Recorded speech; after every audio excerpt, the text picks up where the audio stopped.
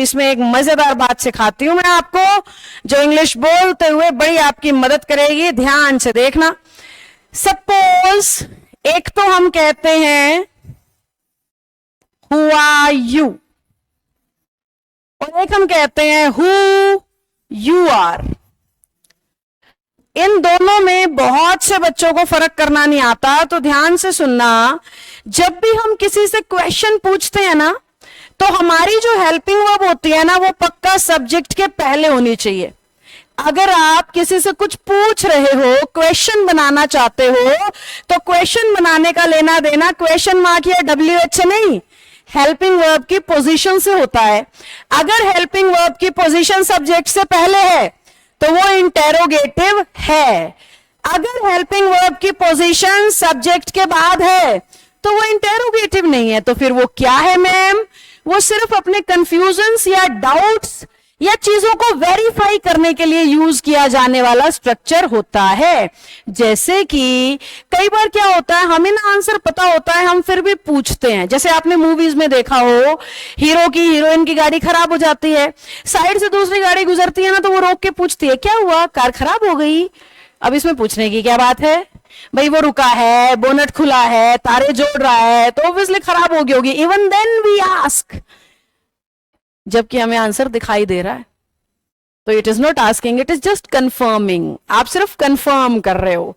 तो confirming structure में helping verb subject के बाद हो सकती है विद WH, और आस्किंग स्ट्रक्चर में हेल्पिंग वर्ब पहले होनी चाहिए विद WH। और बहुत बार होती है ऐसी चीजें। आप सपोज देखो, एक और एग्जांपल देती हूं, मेरे साथ तो बहुत बार हुआ है। क्या होता है कि मैं पूरा दिन क्लासेस के लिए घर के बाहर रहती हूं। अब बारिश के सीजन में हम निकले, भाई संस्था से निकले, घर तक पहुंचने से पहले भीग गए। अब जैसे ही हम भीगे भागे घर पहुंचते हैं, माता श्री का पहला प्रश्न होता है क्या हुआ, बारिश हो रही थी? भाई अगर मैं भीगी हूं तो बारिश ही तो हो रही होगी, नदी में तो मैं डुबकी नहीं लगा के आई हूं, समझे? तो मम्मी को दिख रहा है मैं भीग गई हूं, उनके बैक ब्रेन में है कि बारिश हो रही होगी। Even then she is confirming. आप घर पे कभी लेट हो जाते हो, दिए गए निश्चित समय से देर से पहुंचते हो, तो मम्मी या पापा में से जो भी पहली बार मिलता है ना, कहता है आ गया, पहुंच गया, मिल गया घर का रास्ता। क्या ये तीनों सवाल है? नहीं। आ गया का क्या मतलब? सामने खड़ा हूं तो आ ही गया होऊंगा। मिल गया घर का रास्ता का क्या मतलब? घर के अंदर खड़े हो तो मिल ही गया होगा। तो दे आर नॉट क्वेश्चंस बेटा, दे आर कंफर्मिंग स्ट्रक्चर्स।